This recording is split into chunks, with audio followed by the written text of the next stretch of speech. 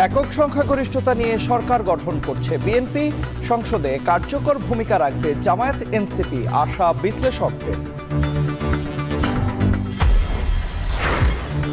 কোনো নির্দিষ্ট দেশকেন্দ্রিক নয়, জাতীয় স্বার্থ রক্ষা করেই পররাষ্ট্রনীতিতে বড় পরিবর্তনের ইঙ্গিত বিএনপি নেতা আমির খসরুর।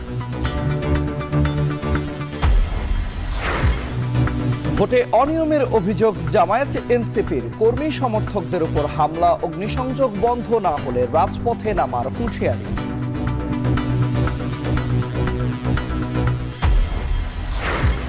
এবং গণভোটে হ্যাঁ জয়ী হওয়ায় রাষ্ট্র সংস্কারের প্রস্তাব বাস্তবায়নে বাধা নেই বলছেন বিশেষজ্ঞরা। গড়িমসি হলে চ্যালেঞ্জে পড়বে বিএনপি।